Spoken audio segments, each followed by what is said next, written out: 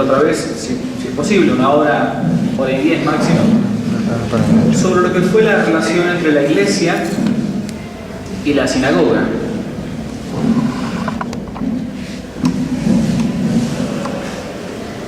El apóstol San Pablo dice a los Corintios la siguiente frase que es dura: se embotaron sus inteligencias.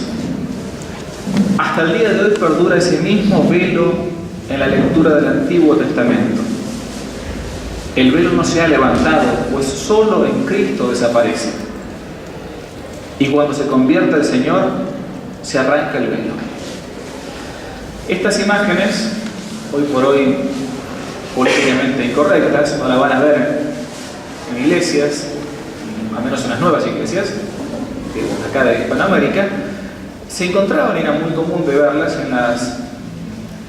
en los pórticos de las catedrales francesas y europeas en general.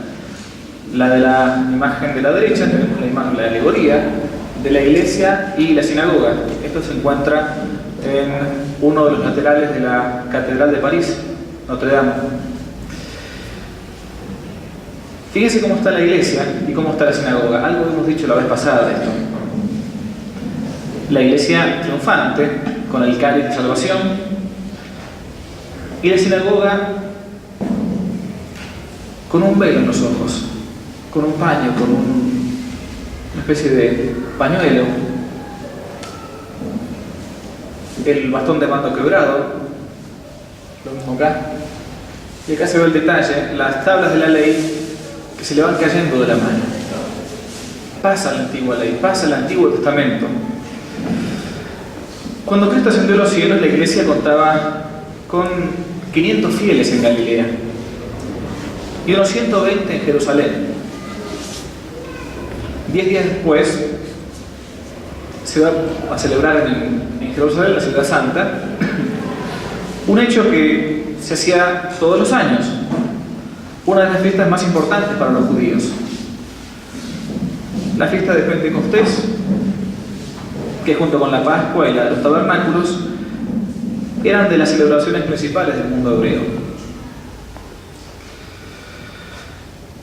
Y en Jerusalén se encontraban varios judíos venidos de la diáspora.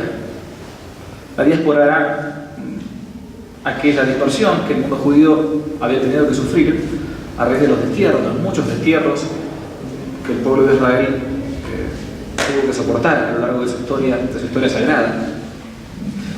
El destierro en Babilonia, el destierro en Egipto. Todos esos cautiverios los obligó a los judíos a entrar en contacto con otras naciones, con otras culturas, e incluso en algunos momentos hasta a modificar las culturas, e incluso las propias religiones.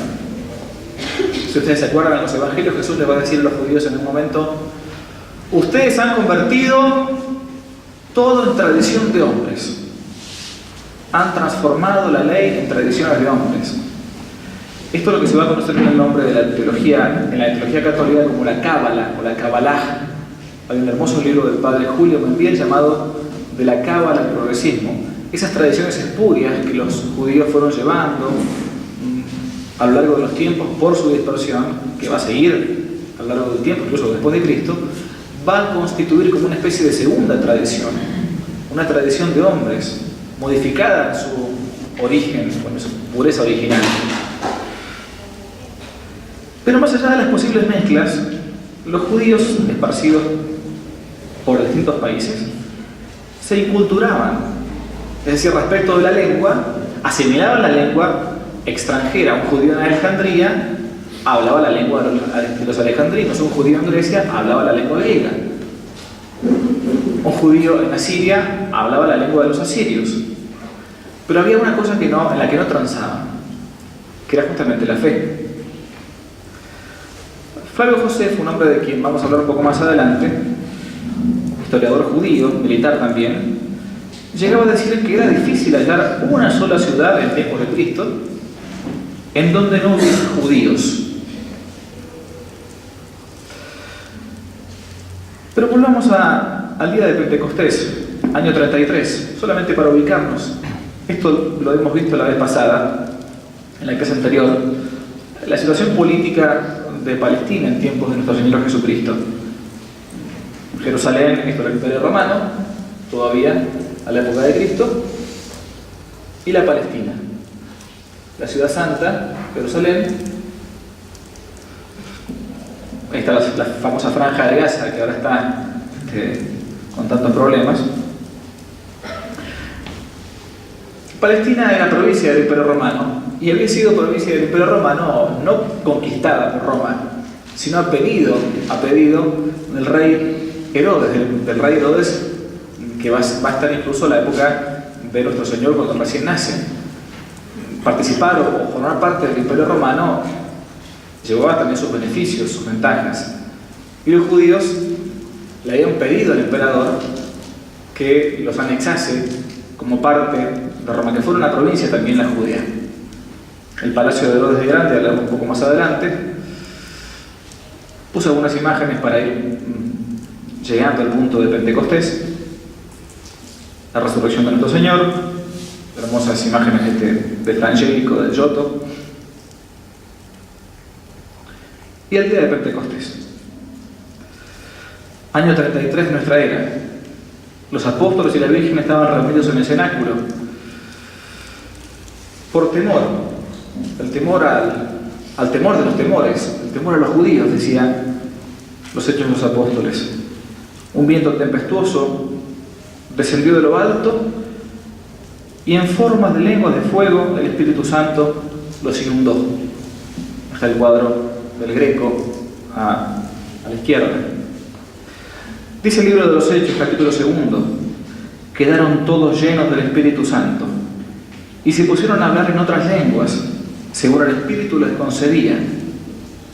Al producirse aquel ruido, la gente se congregó y se llenó de estupor al oírles hablar, cada uno en su propia lengua. Estupefactos y admirados decían: ¿es que no son galileos todos estos que están hablando? Pues ¿cómo cada uno de nosotros los oímos en nuestra propia lengua nativa? Todos eran judíos, pero no todos hablaban la lengua hebrea o el arameo, la lengua vulgar en tiempos de Cristo. Muchos habían venido de la diáspora, de la dispersión, entonces no conocían la lengua propia de Jerusalén. ¿Cómo puede ser entonces que los escuchemos a estos, que son galileos, que tienen dialecto propio? Todos los escuchamos en nuestra lengua, dicen.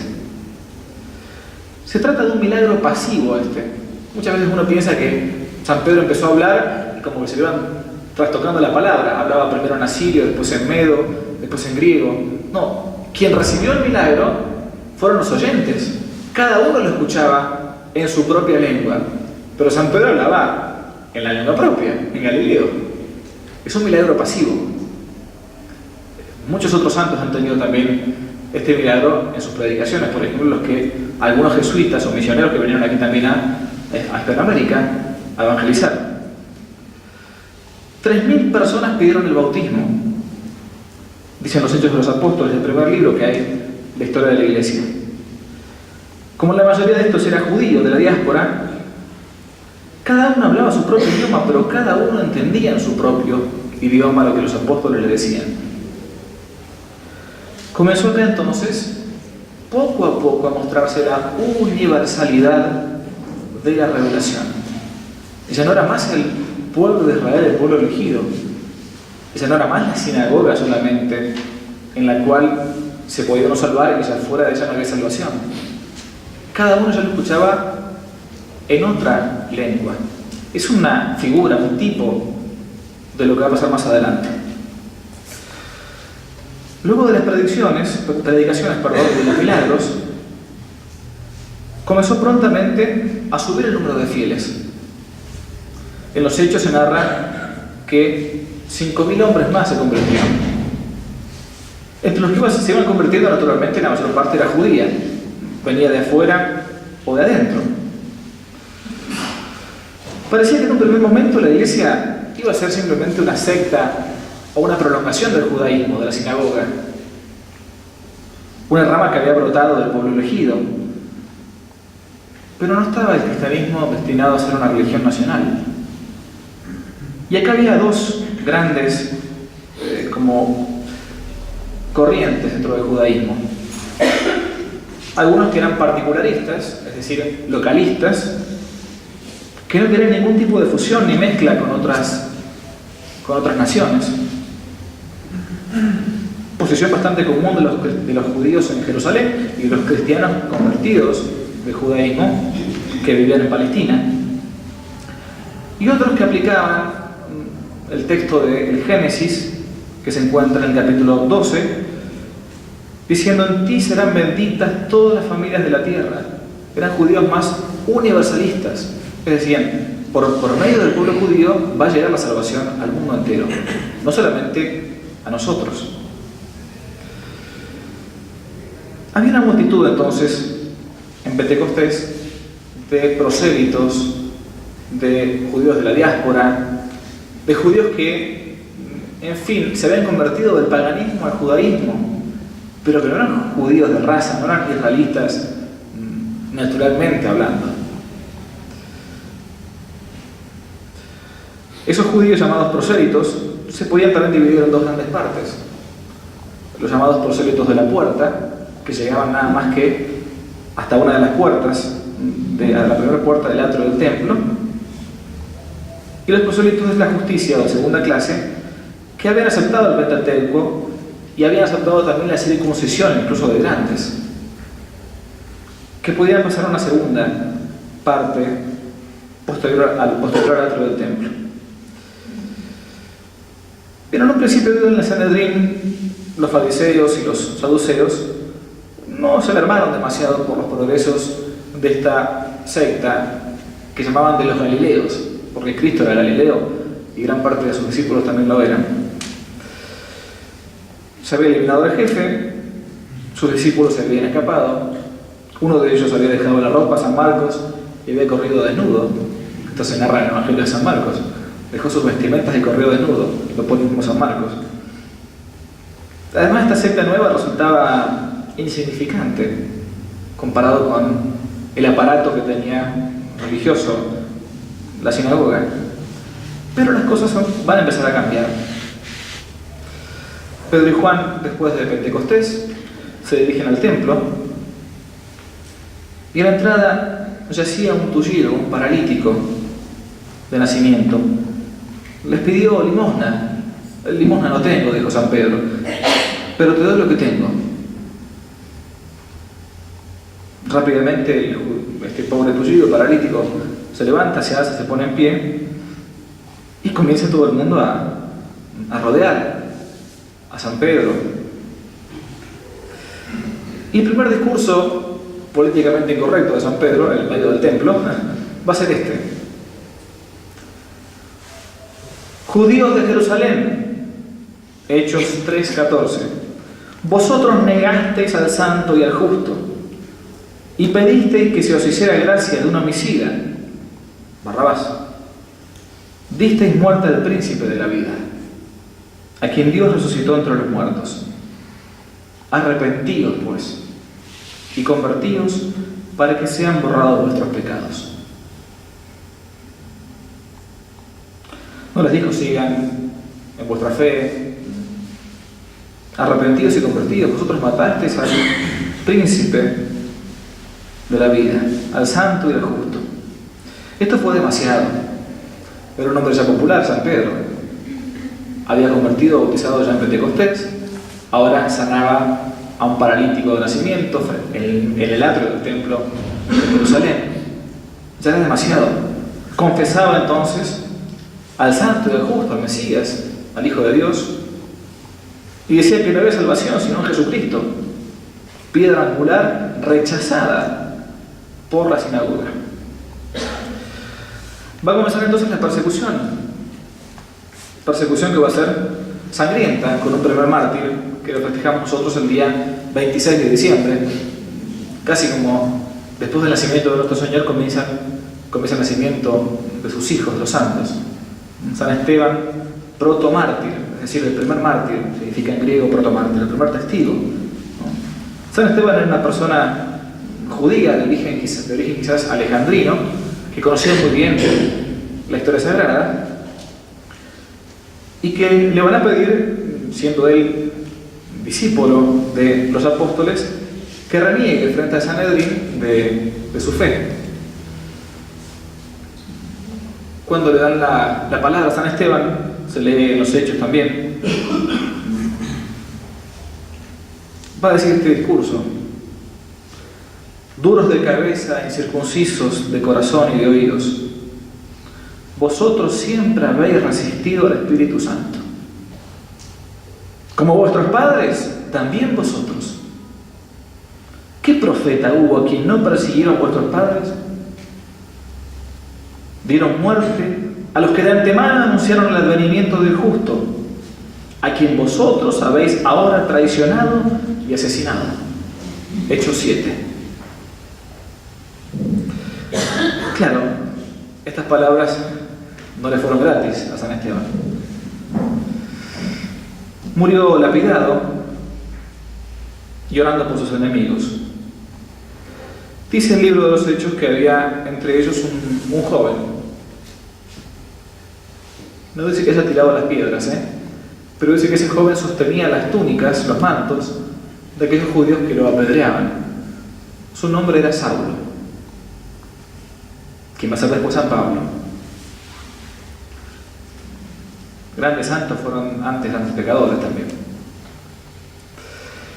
A partir de ser muchos fieles, muchos cristianos, muchos galileos, como les llamaban, comenzaron a dispersarse por Judea, por Samaria, por Fenicia, por Chipre, por Siria, casi como después lo que Jesucristo incluso iba a decir antes de la ascensión.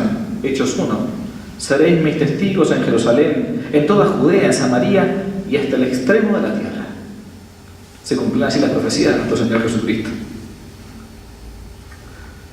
Felipe, otro de los discípulos de nuestro Señor, se dirigió a tierra de samaritanos. Los samaritanos eran los herejes de aquella época. Se habían ayornado con religiones paganas también. Por eso, para un judío, decir samaritano era peor que hoy decir a alguien kirchnerista, ¿no? O algo así. Era muy fuerte. Y siguieron y comenzaron las conversiones de gente que no era estrictamente judía. Un oficial de Etiopía, que camino hacia Jerusalén no entendía las escrituras, y Felipe le va a decir: ¿cómo no entiendes lo que lees? ¿Y cómo voy a entender si nadie me lo explica? Y estaba leyendo justamente la profecía del profeta Isaías sobre el siervo sufriente. Es decir, comenzaba la idea de que ya la religión judía no era solamente para los judíos. Es decir, que la religión que nuestro Señor Jesucristo había venido a completar, a dar acabamiento, no podía terminar nada más que en la sinagoga.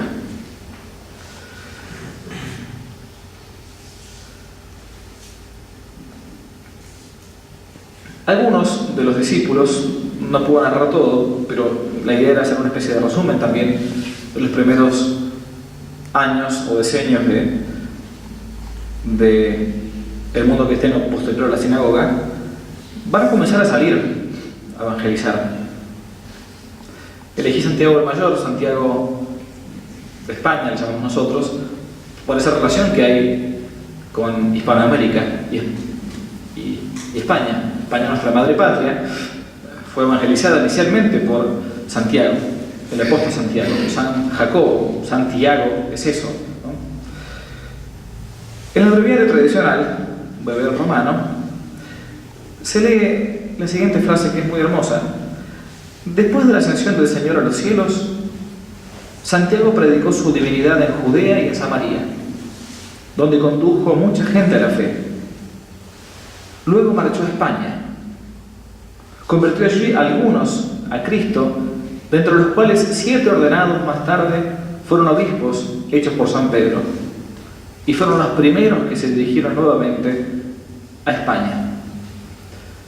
Santiago llegó a esto que era la península, Hispania, y encontró poca gente dispuesta a convertirse. Y ya a punto de volverse, rezó a Nuestra Señora para que le hiciera algún favor, algún milagro. La Virgen todavía estaba viva.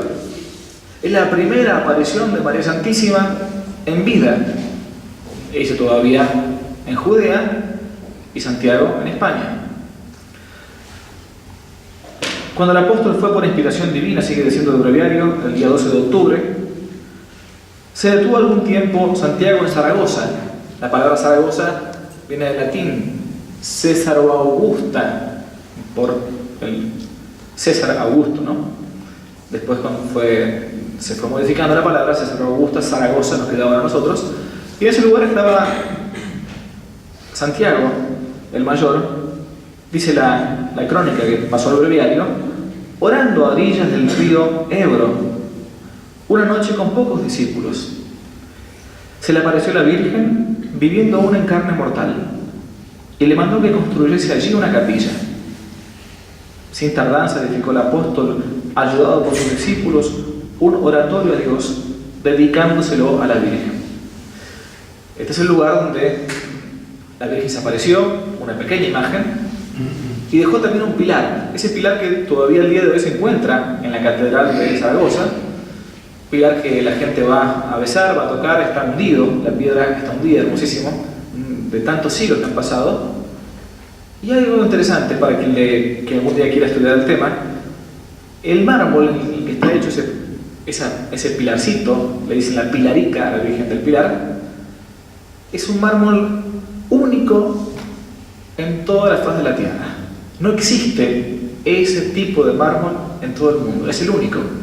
Es una pieza única. Es un mármol casi ageiropoético, no hecho ni por mano humana, ni hecho por la tierra, ¿no? Los arqueólogos, hay estudios arqueológicos interesantes sobre esto, no saben cómo responder. Bien, luego de la aparición, yo sigo un poco más para adelante, Santiago fue degollado finalmente por Herodes, muriendo así uno de los primeros obispos de la cristiandad. La Catedral de Santiago de Compostela, el lugar meta de peregrinaciones durante muchísimos años. Todavía al día de hoy se hacen peregrinaciones en distintos caminos que hay: el camino alemán, el camino español, el camino italiano, el camino francés, el camino inglés. Se puede hacer caminando, algunos lo hacen también en bicicleta. Van a comenzar las divisiones entre los cristianos venidos del judaísmo, y una de las primeras se va a dar por el caso del centurión Cornelio, que se narra en el libro de los Hechos de los Apóstoles, capítulo 10. Había en la ciudad de Cesarea Marítima, no puedo volver para atrás con el mapa, pero en la costa del Mediterráneo, un centurión del ejército romano llamado Cornelio, hombre justo, temeroso de Dios, uno de aquellos prosélitos de la puerta. O sea, él estaba haciendo el camino hacia el judaísmo. Cierto día se le apareció un ángel que le dijo que sus oraciones habían sido agradables a Dios y que debía hacer venir un tal Simón Pedro, que vivía en Jope, en la casa de un curtidor. Cornelio, militar, él envió 3 hombres de su corte para ir en busca del apóstol. Y se lee lo siguiente en los Hechos 10. Al día siguiente, mientras ellos hacían su camino y se aproximaban a la ciudad, subió Pedro a la azotea, hacia la hora sexta, para orar. Le entró apetito y pidió de comer. Mientras le preparaban la comida, le sobrevino un éxtasis. Vio el cielo abierto y que bajaba hacia la tierra algo así como un gran lienzo, atado por 4 puntas, como una especie de mantel. Dentro de él había toda clase de animales, cuadrúpedos, reptiles de la tierra y aves del cielo. Oyó una voz que decía: Pedro, levántate, mata y come. Y Pedro respondió en el sueño: no haré tal cosa, Señor, pues jamás he comido nada profano e impuro. Lo que Dios purificó, dijo la voz, no lo llames impuro. Esto se repitió 3 veces y enseguida la cosa aquella fue elevada hacia el cielo. Mientras Pedro intentaba entender la visión que había tenido, tocaron a la puerta los enviados de Cornelio y preguntaron por él. Escuchó una voz que dijo: levántate, ve con ellos sin vacilar, pues yo los he enviado. Como un pagano, un prosélito de la puerta, Y él, después de haber visto ese sueño, o ese éxtasis en un sueño, de que había que comer animales impuros, para los judíos era muy fuerte esto, lo llaman a evangelizar a uno que no era judío, peor, que era romano, peor, que era un ocupador de Judea. Ahora comprendo, dijo San Pedro, llegándose lo de Cornelio, Hechos 10:34, ahora comprendo que Dios no hace acepción de personas, sino que cualquier nación que le teme y practica la justicia, le será grata. Fin de la cita de los Hechos. Ya Dios no hace más acepción de personas. Santo Tomás va a decir que la ley antigua, después de la venida de Cristo, es lex mortua et mortífera. Es ley muerta y ley que mata, si uno no la lleva a su cumplimiento, que está en Jesucristo, que termina cegando, como vimos al principio de la sinagoga. Esta visión va a dejar bien en claro a San Pedro que la ley antigua y sus disposiciones del Levítico capítulo 11 y compañía ya no eran más obligatorias para los cristianos, y que como consecuencia se podía ser cristiano sin ser judío. No hacía falta pasar antes por el judaísmo. La Iglesia no va a ser un grupo dentro de la nación israelita, sino una comunidad universal. San Pedro, después de bautizar a Cornelio y a toda su familia, probablemente también a todos sus siervos, como se hacía antes, comenzó a ver que los judíos que estaban con él ya cristianizados se preocupaban, y dijo esta frase que se encuentra en Hechos 11:18: tranquilizados, también a los gentiles otorgó Dios la penitencia para alcanzar la vida eterna. O sea, no era algo nada más que de judaísmo.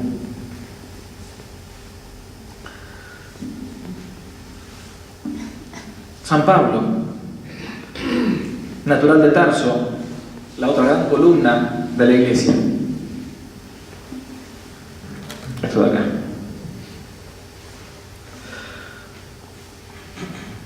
Ciudadano romano, a raíz de la propia ciudad de Tarso, que había adquirido la ciudadanía, también era un hombre judío, nacido de Tarso de Cilicia, dicen los Hechos 22, educado en esta ciudad, instruido a los pies de Gamaliel en la observancia de la ley. Yo mismo, dice San Pablo, estaba lleno de celo por Dios, como lo estáis todos vosotros el día de hoy. Yo perseguí a muerte a este camino, encadenando y arrojando a la cárcel a hombres y mujeres, como puede atestiguarme el sumo sacerdote y todo el consejo de ancianos. De ellos mismos recibí cartas para los hermanos de Damasco, y me puse en camino con la intención de traer también encadenados a Jerusalén a todos los que allí había, para que fueran castigados. Su conversión tuvo lugar en el camino de Damasco. Muchos de ustedes conocen la historia. Se habla de que lo bajaron de un caballo, una gran luz. Yo nunca creí, realmente pudo haber sido eso, pero lo dicen los hechos. Después nos quedó la expresión, hay que bajarlo del caballo, pero los hechos no dicen nada de esto. Para mí la imagen más sencilla quizás sea esta. Quizás iba caminando San Pablo, es un códice, esto es frangélico también, ¿no? Es un códice de canto gregoriano. San Pablo iba hacia Damasco a cazar judíos, a cazar cristianos que venían de judaísmo. No narro la conversión porque sería demasiado larga. Y después de la conversión de Cornelio, después de que ya había comenzado a haber divisiones entre judíos, cristianos ya, es decir, judíos cristianos, había que evangelizar también a los que no venían del judaísmo, ¿o no? ¿Qué había que hacer? ¿Había que abrir entonces el cristianismo, el galileísmo, o más bien quedarnos encerrados en nuestras costumbres? Y comenzó a haber una gran división. Así estaban las cosas cuando llegó a Jerusalén una noticia mucho más grave: la del bautismo de una familia entera de gentiles, que ni siquiera eran judíos de la puerta o prosélitos de la puerta, completamente gentiles. Se decía que en Antioquía, capital de Siria, ya se predicaba el evangelio a los gentiles y que solo se exigía el bautismo nada más para poder entrar. ni siquiera la circuncisión.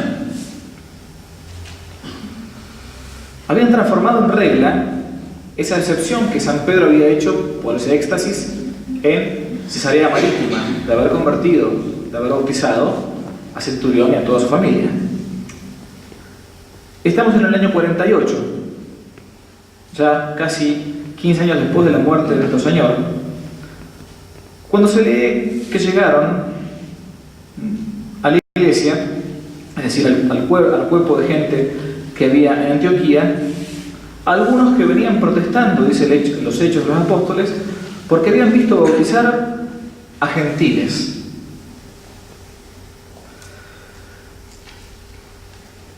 Este se conoce en la historia de la iglesia como el incidente de Antioquía. ¿Qué fue lo que sucedió? Es decir, había gente que se comenzaba a bautizar siendo completamente pagano, politeístas, digamos, griegos o romanos o antioquenos o lo que fuere, sin haber pasado antes por la sinagoga. Ya que se narra entonces en el libro, en la carta a los Gálatas, un episodio interesante del cual también uno tiene que sacar experiencia. Año 48, un nuevo cristiano, no hacía falta entonces que pasase por la ley antigua. San Pedro lo había entendido, había visto el sueño, había visto el éxtasis, había bautizado a Cornelio y a toda su familia, pero él, llegando a Antioquía, ve que ciertos discípulos de Santiago el Menor, obispo de Jerusalén, van hacia Antioquía y le reprochan esto que está pasando. ¿Cómo puede ser, Pedro? En algunos lugares hay algunos de los nuestros que están bautizando a gentiles.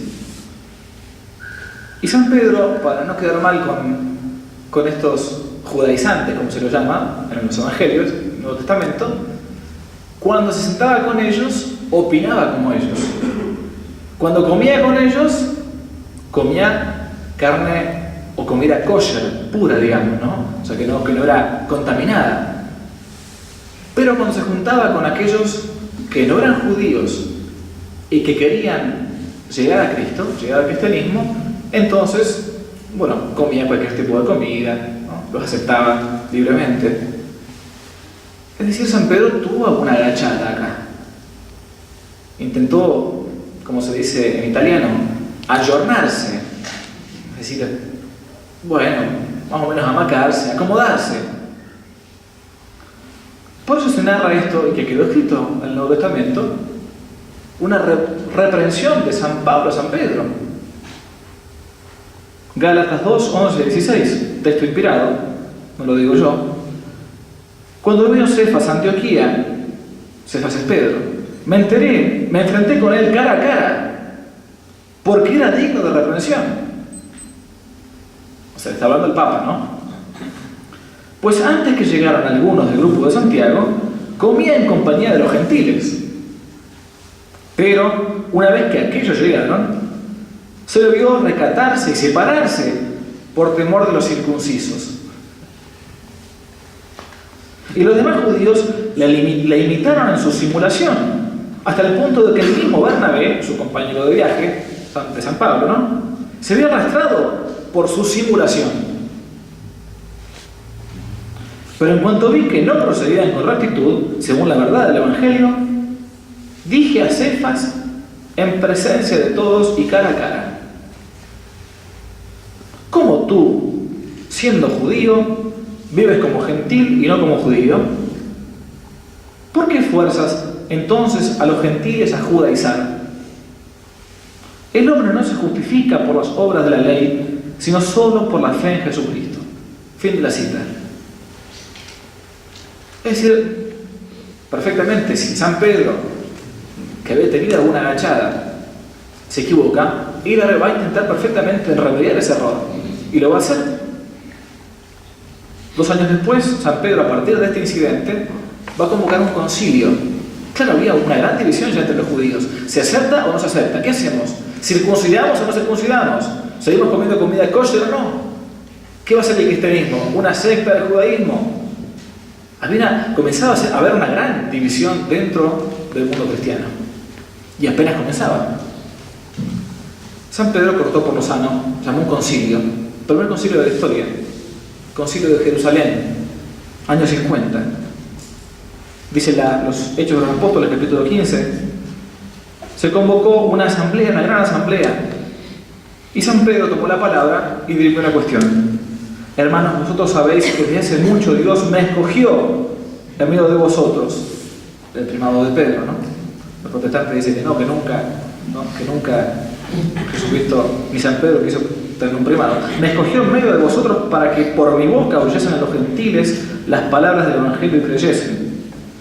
Y Dios, que es conocedor de los corazones, ninguna diferencia hizo entre ellos y nosotros, pues purificó sus corazones con la fe. Por lo tanto, no hay que imponer una obligación que Dios mismo no imponía después de la venida de nuestro Señor.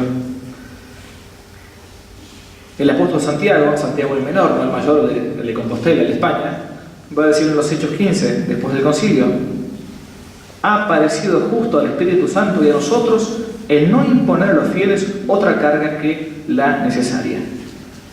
El concilio de Jerusalén, entonces, va a marcar la ruptura total ya entre el mundo judío, es decir, el mundo judaizante de algunos cristianos o judeocristianos, con ya entonces la nueva ley, la nueva alianza y la última alianza. Esto le va a costar también a Santiago la muerte, arrojado el obispo de Jerusalén, primer obispo de Jerusalén después de San Pedro, después de que San Pedro comienza sus viajes, arrojado del pináculo del templo, probablemente el mismo lugar que en visión al menos llevó al demonio nuestro Señor en las tentaciones. Bien, yo debo continuar porque me propuse no aburrirlos. Comienzan los viajes de San Pablo. San Pablo ya no puedo narrar los viajes, pero imagínense esas flechitas que ustedes ven por ahí, son los viajes que San Pablo hizo a lo largo de toda su vida. Si a alguno le interesa, recomiendo los libros de famoso autor Holzner con H sobre San Pablo. Son todos excelentes los libros que tiene. Él comenzó evangelizando a los propios judíos, hasta que llegó a ni más ni menos que a Corinto, donde se leen los Hechos de los Apóstoles, que se cansó de los judíos.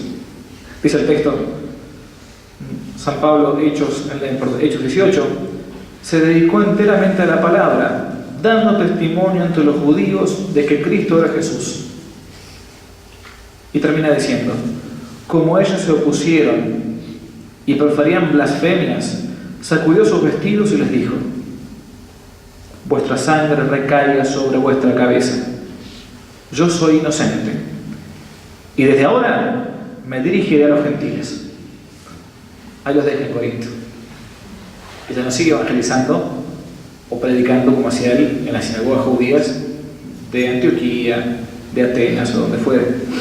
Bien, los viajes se dan, los tres grandes viajes, entre el 44 y el 47, entre el 51 y el 53, y el último entre el 55 y el 58.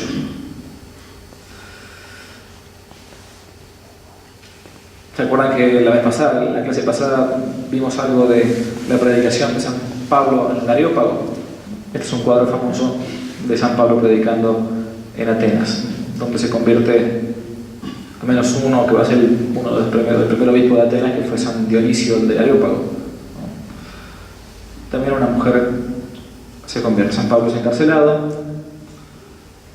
y como tenía la ciudadanía romana, es azotado varias veces, y como tenía la ciudadanía romana, apeló al César: yo quiero ser juzgado por el César, y fue enviado entonces finalmente a Roma. No fue crucificado porque no estaba permitido para la ley romana crucificar a un romano, que era una afrenta. Entonces terminó muerto por decapitación, lo decapitaron. Todavía se encuentra en Roma San Pablo al Tre Fontane, es una iglesia cerquita a las afueras de Roma, donde San Pablo fue decapitado. Su cabeza picó 3 veces, como ven acá en el cuadro, y hasta el día de hoy hay una fuente milagrosa de donde emana agua debajo de la tierra, en esa iglesia. San Pablo de las Tres Fontanas. Creo que ahora la tienen los cistercienses. Sigamos un poco más con San Pedro. 2 palabras. Según la tradición, el primer viaje de San Pedro fue aproximadamente en el año 42 de nuestra era. En los Hechos se dice que cuando se desencadenó la persecución de Herodes Agripa, Pedro estuvo encarcelado y fue liberado milagrosamente por un ángel. Y seguidamente se marchó hacia otro lugar. Ese otro lugar probablemente sea Roma. Encontró una colonia judía, ya Flavio Josefo había dicho, no hay ciudad en el mundo donde no encuentren a judíos, ¿no? Y se colocó en uno de los lugares más pobres, en uno de los barrios más pobres de Roma, que es lo que hoy se conoce como la zona del Trastevere, que está ahora hoy por hoy un lugar muy hermoso, muy chic para comer medio tipo Montmartre en París, un lugar así, se come muy bien. Y allí encontró una casa con judíos, Aquila y Priscila. Finalmente se va a desencadenar una persecución. Vamos a verla Dios mediante la clase siguiente. La persecución de Nerón en el año 66-67 por la quema de Roma, probablemente hecha por su misma, o al menos promovida por su esposa, ¿no? Popea, judía, la esposa de Nerón, digo. Y ahí va a sufrir el martirio en el mismo año 67, según la tradición, San Pablo decapitado y San Pedro crucificado. El momento de tener que dar testimonio, San Pedro tiene miedo y por eso entonces intenta escapar de Roma. Está saliendo por la vía Apia Antica, y tiene una visión, como ven acá en el cuadro, de nuestro Señor yendo hacia Roma. Él escapaba de Roma por un camino. Domine quo vadis, le dijo, Señor, ¿dónde vas? ¿Hacia dónde vas? Y nuestro Señor respondió, voy a Roma a que me crucifiquen de vuelta. Esa fue una visión que tuvo San Pedro, que le indicaba que tenía que volver a dar testimonio a Roma. Iba a ser crucificado en el 67 en Roma, en el circo de Nerón, que estaba al ladito de lo que es hoy el Vaticano. Y por último quiero narrar algo que por lo general no se encuentra mucho o no se narra, primero que no se narra en los Evangelios y en el Nuevo Testamento, qué es lo que va a suceder con el judaísmo después de Cristo. Claro, esto uno dirá es un tema histórico, bien, pero había muchísimas profecías que tenían los judíos, incluso extra Antiguo Testamento, que el templo que había sido creado por Salomón allá por el siglo X a.C. y después reconstruido a la vuelta del cautiverio de Babilonia en el siglo VI, iba a ser eterno. La gloria del judío era el templo. El templo era una cosa realmente hermosa, majestuosa. Desde el punto de vista político, Judea, Samaria y Idumea formaban parte de la provincia romana que dirigía Poncio Pilato. Después de Poncio Pilato, hubo 2 procuradores más, 2 gobernadores más de esta zona, sucesivos, que comenzaron a encarnizarse con los judíos rebeldes de Palestina que se habían sublevado. Uno fue Albino, año 62-64, y otro fue Floro, año 64 a 66. Pero va a ser el año 66 un año catastrófico para el mundo judío, porque las rebeliones van a ser cada vez más grandes. La comunidad cristiana optó en este momento en escapar de Judea, retirarse de allí. Este gesto de abandonar Jerusalén por aquellos judíos cristianos que se habían convertido era un gesto muy fuerte. Jerusalén, la ciudad santa, se dice en los Salmos, ¿no? Subiremos cantando a Jerusalén, subiremos porque está un poco elevada, ¿no? ¿Por qué se escaparon los cristianos? Recordaron perfectamente un texto, o mejor dicho, las palabras, todavía no estaba quizá escrito, o sí, el Evangelio de San Mateo, probablemente sí, sí. Cuando nuestro Señor da esa profecía que está, ¿cómo se llama? El Apocalipsis abreviado, en Mateo 24, y ustedes van a acordarse cuando pasa Cristo por medio frente al templo de Salomón y le dicen, qué grande, qué hermoso este lugar, y Jesús dice, ¿veis todo esto? Yo os aseguro, no quedará aquí piedra sobre piedra. Los que estén en Judea en ese momento, huyan a los montes. El que está en el tejado no baje a recoger las cosas. Y el que está en el campo no regrese en busca de su manto. Yo os aseguro que no pasará de esta generación hasta que todo esto suceda. Y a una vez le cuesta entender este pasaje porque está mezclado con el fin de los tiempos, con el tiempo actual digo de Cristo, pero en ese momento se refería justamente a la destrucción del templo, de ese templo. En el 67 imperaba en Roma Nerón, que dio la orden a un general, que va a ser después emperador, el general Vespasiano. Marcha a Roma y ve con 70.000 hombres a castigar a los rebeldes de Judea. Llegó Vespasiano, pero no pudo doblegarlos. Pueblo de dura cerviz se lo llama también en los evangelios. Terco. ¿Qué hizo Vespasiano? Creó un cerco, que se conoce en la historia de Roma como el cerco abierto de Vespasiano. Todos podían salir de Jerusalén, pero nadie podía entrar. Fue la última oportunidad para que los judeocristianos, los primeros cristianos, saliesen de Jerusalén y abandonasen para siempre Jerusalén, ahora sí, entonces aprovechando la profecía de Cristo del Evangelio de San Mateo. Vespasiano fue el general encargado de terminar con esa sublevación. Pero el mundo romano era un mundo muy sensato. El imperio y los generales no querían terminar con la población. Cuanto más se pudiese extender, mejor, porque también incluso la mano de obra se pagaba impuestos al emperador. La idea no era aniquilar por completo Jerusalén, era una locura eso. Vespasiano dejó el trabajo a medio terminar, no pudo terminar con eso.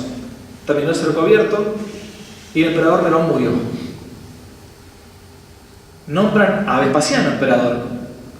¿Y qué hace el general Vespasiano, ya emperador? Va a tener que nombrar un sucesor. ¿Qué hago con Judea? ¿Qué hago con estos judíos revoltosos? Nombró a su hijo, Tito, el general Tito, gran militar romano.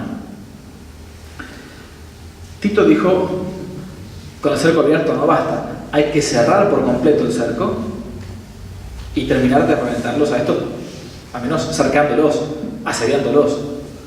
Eso se conoce en la historia militar de Roma como el cerco abierto de Vespasiano y el cerco cerrado de Tito. Jerusalén quedó completamente aislada. Este es el templo primitivo, todavía estaba en pie.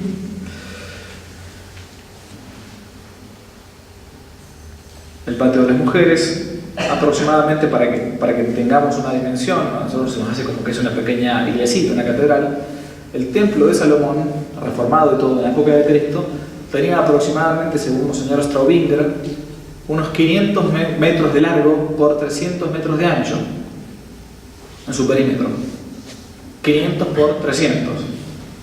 Más o menos, si uno conoce la quinta presidencial de Olivos de Buenos Aires, más o menos, ese largo y ese ancho. Y los que viven adentro son más o menos parecidos, así que no hay mucha diferencia. Bien. El templo de Jerusalén, altar de las inmolaciones, el patio de Israel y el Santa Santorum, el lugar más santo. Estaba el velo, el candelabro, el altar del incienso. Hay muchísimas reconstrucciones hoy por hoy porque el judaísmo ha querido más de una vez reconstruir todo esto, porque el templo es la gloria de Israel, es lo más sagrado. El Arca de la Alianza, esto lo habrá leído alguna vez en el Antiguo Testamento. Bien, vamos a ver este personaje, Flavio Josefo. Antiguamente se cuenta que en la Edad Media había como 5 evangelios. Esto lo narra Vittorio Messori, un periodista italiano, todavía está vivo. Estaba el Evangelio de San Mateo, San Marcos, San Lucas, San Juan, y siempre al lado Flavio Josefo. ¿Quién es este personaje? Flavio Josefo fue un judío, militar judío, de una gran cultura, incluso educado en letras griegas, que cuando llegó el asedio de los romanos en el año 67, él estaba como comandando una de las fortalezas judías llamada Jotapa. Jotapa, o a veces le llaman Jotapata, lo pueden ver distinto, o Jotape, no sé bien cómo será en lengua hebrea, pero depende de los libros pueden encontrar distintas traducciones. Fue muy parecido a lo que va a ser más adelante el asedio a una gran fortaleza, una de las últimas, ya en la década de 70 después de Cristo, Masada. Este general judío, Flavio Josefo, va a decir, bueno, tenemos que inventar una treta. Acá estamos a punto de ser asediados por los romanos, nosotros no podemos ganar, no podemos vencer, es una locura contra el general Tito. ¿Qué hacemos acá entonces nosotros? Y no podemos morir como unos zánganos acá que nos aplasten. Vamos a darle a los romanos algo que ellos que nos esperan. Vamos a matarnos nosotros mismos. Y empezaron a decir, pero ¿cómo puede ser esto? La ley de Moisés nos impide que nos matemos. Es una mesía que mata a otro. Entonces, Flavio Josefo va a idear un plan, una especie de sorteo entre ellos, entre los generales que tenían judíos, para decir, bueno, como tampoco podemos suicidarnos, porque el suicidio también es un pecado, es una ley farisaica, vamos a sacar como una especie de número, una especie de sorteo. El último que queda va a ser el pecador y se va a suicidar. Entonces arma una especie de juego matemático donde él siempre quedaba último, ¿no? Siempre quedaba último. Entonces al final iban a quedar uno y él iba a terminar matando a ese, y después, bueno, el único pecador voy a ser yo voy a suicidarme entonces, pero voy a hacer que el resto no se suicida. Hace eso Flavio Josefo, termina matándose todos entre ellos, él queda solo y después se entrega y dice, yo los maté a todos, ¿no? Se entrega y se hace pro-romano. Y finalmente lo terminan condecorando, lo mandan a Roma y muere en el año 101 después de Cristo en Roma con una pensión y con una ciudadanía romana. Flavio Josefo, sí, no muy leal el hombre digamos, ¿no? Bien, va a escribir un libro que fue, como decía yo, el quinto evangelio, llamado Acerca de la guerra de los judíos, o la guerra de los judíos se conoce. Son 3 o 4 tomitos donde muestra entonces toda la historia de la guerra contra Jerusalén. Es interesante, recuerden este nombre, porque es el primer autor no cristiano que habla acerca de la existencia histórica de nuestro Señor Jesucristo. Muchísimos autores han negado, incluso muchísimos no, pero sobre todo en el último siglo XIX-XX, han negado que Cristo existiera históricamente, ¿no? Es una invención de una comunidad primitiva del siglo IV, es un invento de unos primeros apóstoles, no existió ni siquiera físicamente Cristo, una locura total. Bueno, el primer autor no cristiano que habla sobre Cristo es Flavio Josefo, en un texto breve que se conoce como el Testimonium Flavianum. En la guerra de los judíos, Flavio Josefo va a explicar cómo va a perecer el templo de Jerusalén. Estaba la profecía de Cristo, acuérdense, Mateo 27. ¿Veis todo esto? No quedará piedra sobre piedra, no pasará esta generación hasta que pase todo esto. Los romanos se emplearon a fondo por tratar de recuperar Jerusalén, que estaba sitiada y estaban como abroquelados ahí los militares judíos.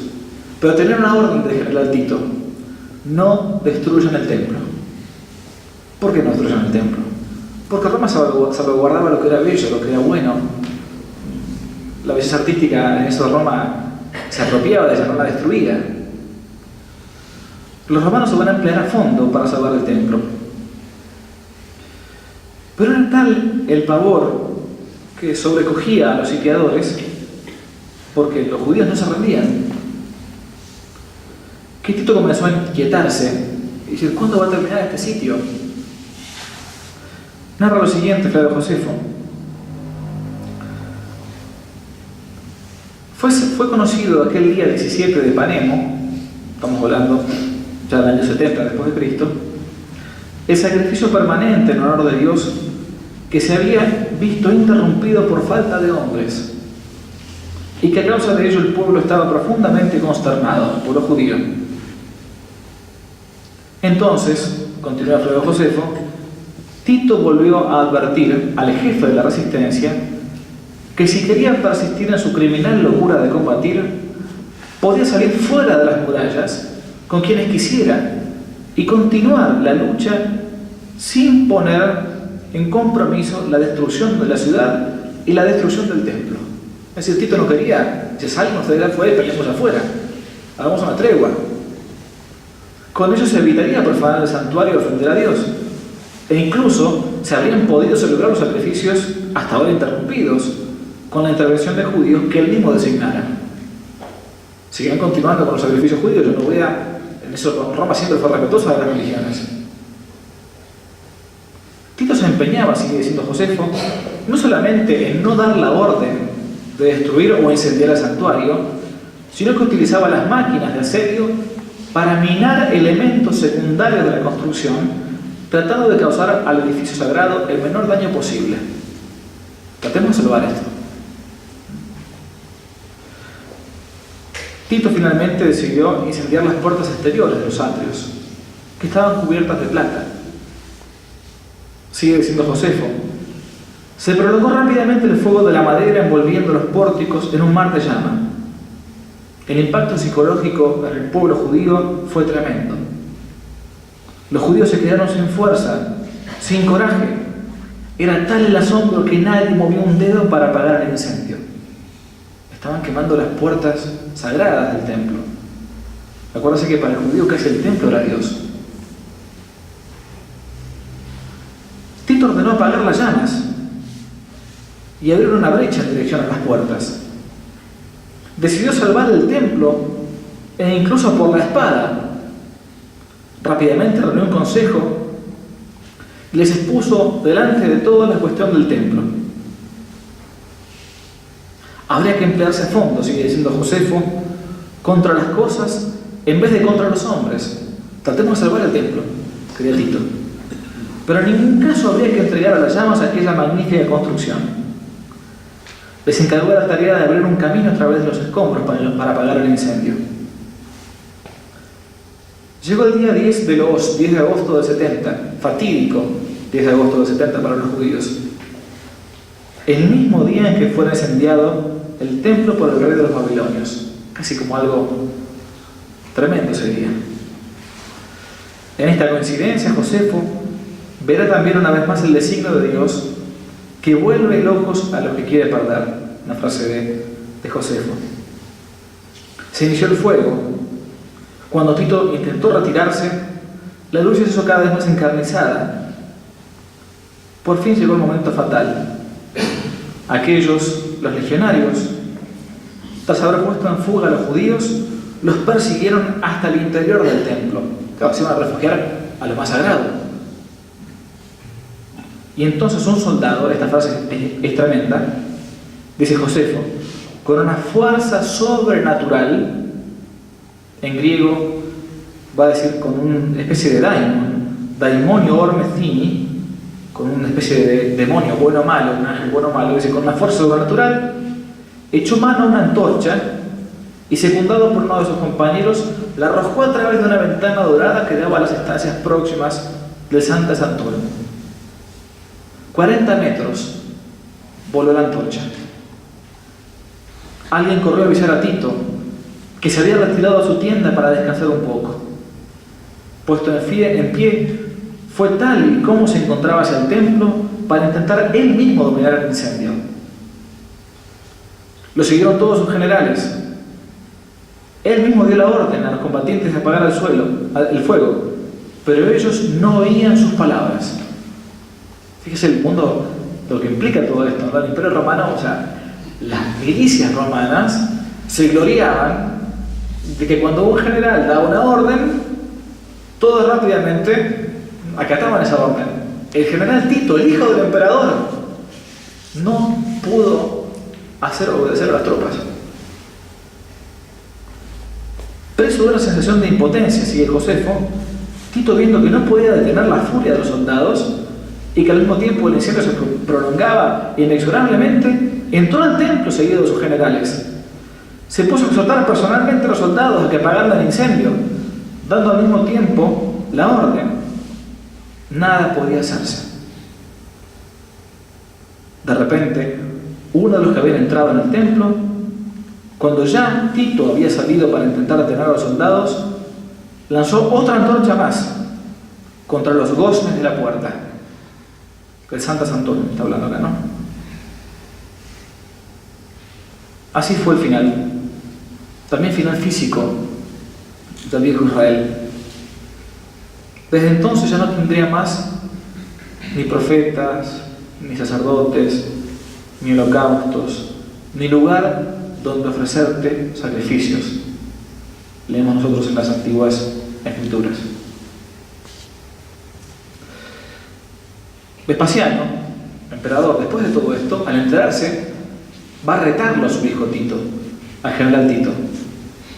Él va a explicarle que fue imposible realmente. Entonces cortó por lo sano Vespasiano.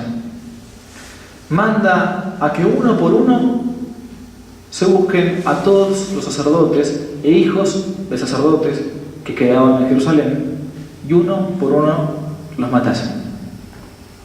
Ustedes saben que el sacerdocio judío viene de generación en generación, viene de una tribu. Desde el año 70 en adelante, la sinagoga del mundo judío no tiene más ni templo donde ofrecer un sacrificio, ni casta sacerdotal.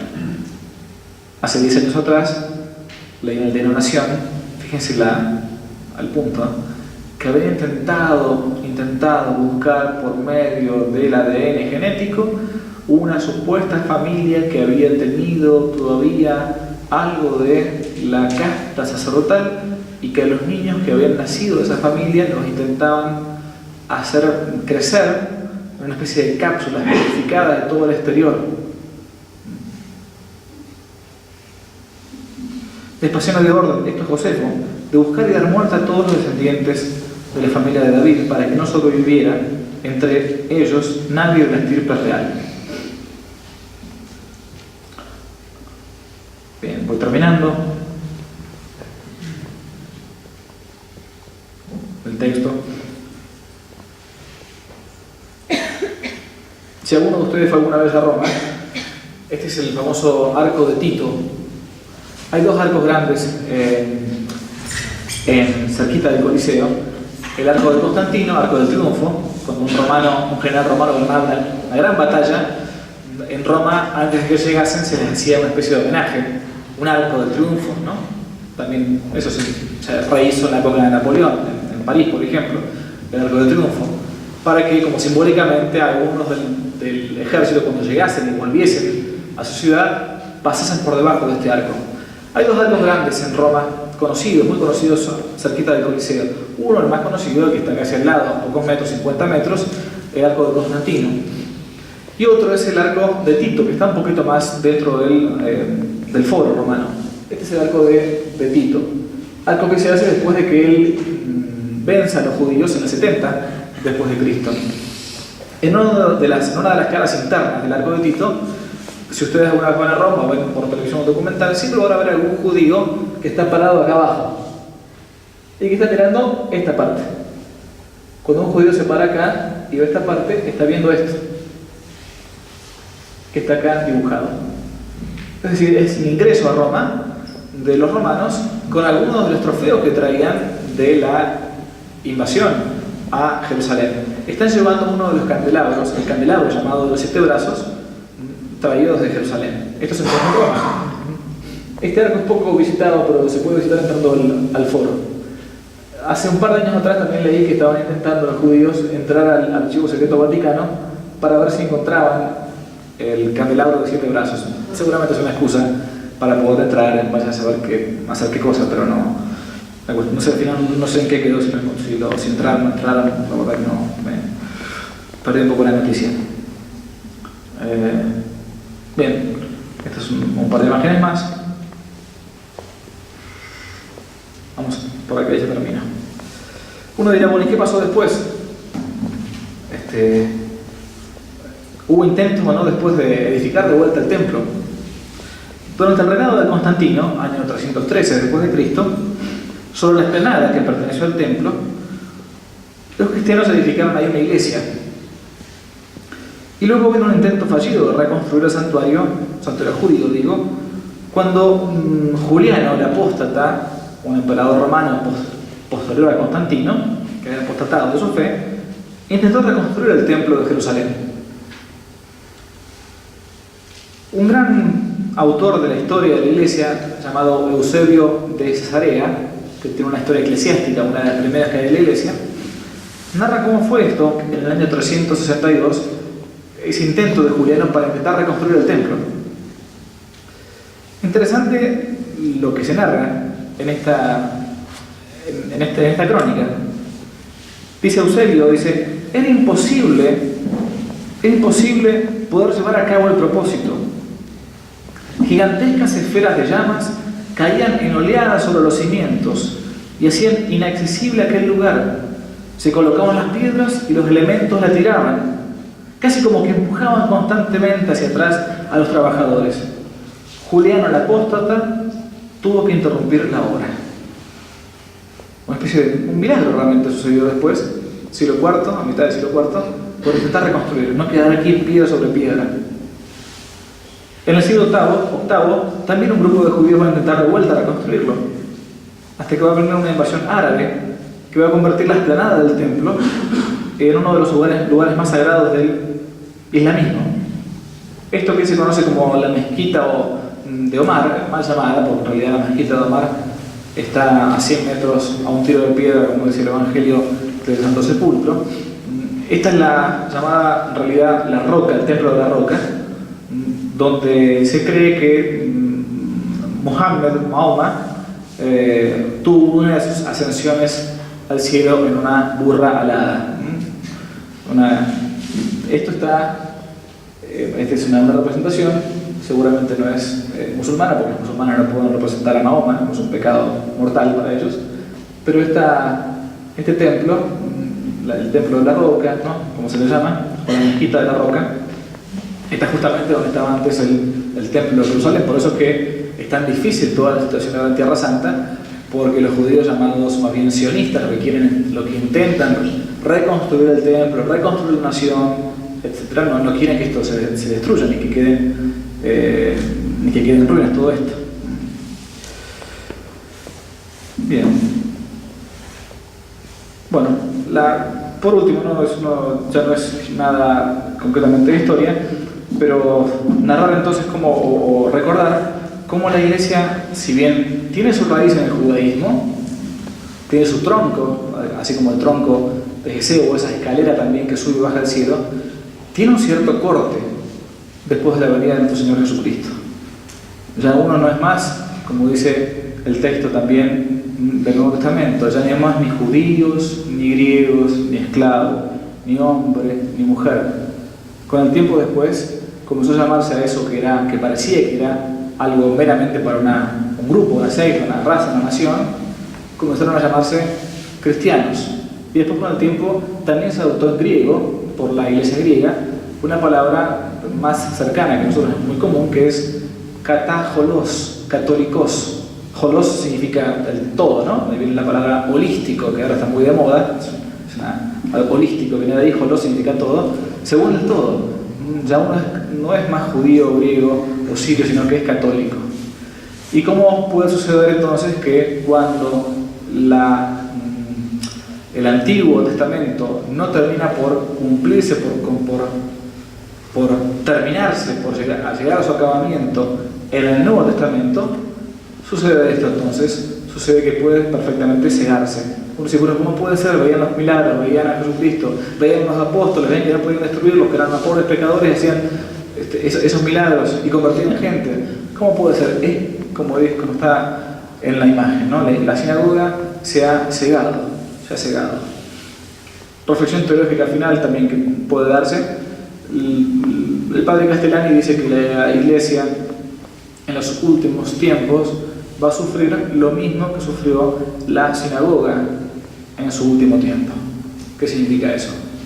Que así como la sinagoga, por haberse apartado de los preceptos verdaderos, comenzó poco a poco a cegarse y a transformarse en una tradición de hombres, el padre Castellani dice que probablemente al final de los tiempos también la Iglesia comience, no la Iglesia en general, sino algunos de la Iglesia quiero decir, comience a cegarse en algunos ámbitos por cambiarse en tradiciones de hombres. Por eso mismo el padre Membiel tiene ese hermoso libro llamado De la Cábala al progresismo. Así como al mundo judío le sucedió eso de cambiar las tradiciones por tradiciones humanas, también puede pasar a la Iglesia con la herejía del progresismo, en mutar la religión de Dios por una religión tan meramente de hombres.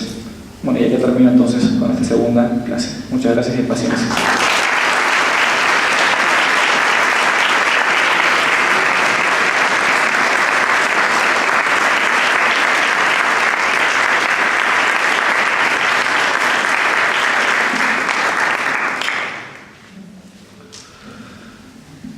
Si tienen alguna pregunta, se la pueden hacer al padre González de Rico, que hace muchos años es profesor de historia de la Iglesia y ante quien me ha dado una enorme vergüenza dar esta charla.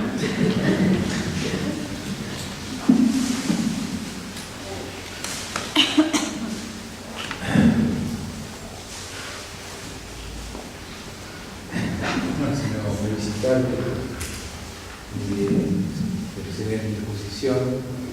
Simplemente poner el acento en lo último que has dicho, ¿no? Y poder hasta completar. Que la tentación judaizante es algo permanente. Se ha dado en los 2000 años de la vida de la Iglesia y se da con mucha fuerza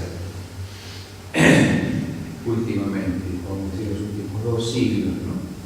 Porque la herejía progresista tiene allí sus orígenes.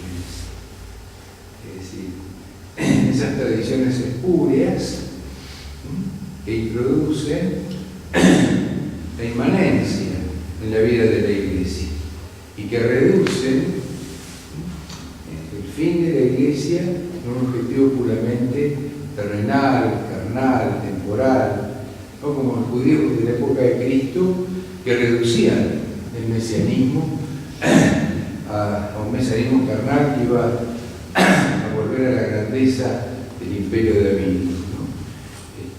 Y hoy también lo tenemos y lamentablemente en muchos sectores de la Iglesia esto está como admitido, reducir la acción de la Iglesia a lo puramente inmanente.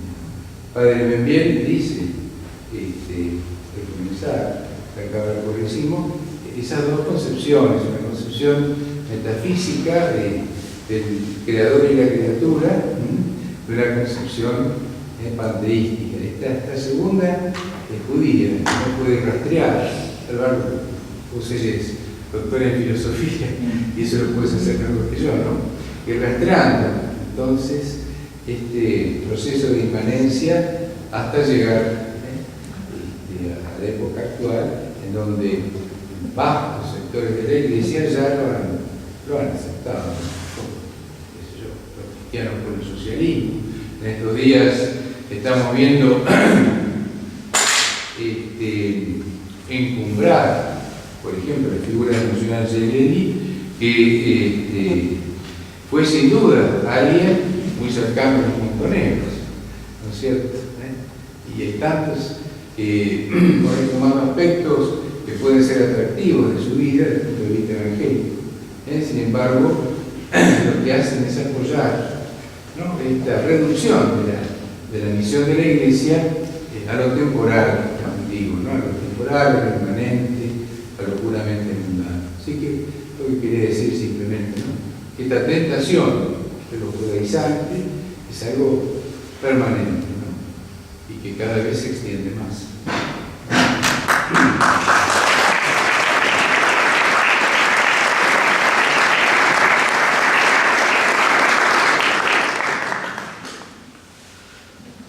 Bueno, no sé cuándo es la próxima charla, no tengo idea. El mes que viene. Bueno, le vamos a avisar cuándo es la próxima vez que quiera venir a aburrirse un poco por acá. Les doy la bendición. Por el Padre y el Hijo y el Espíritu Santo. Amén. Te damos gracias, omnipotente Dios, por todo.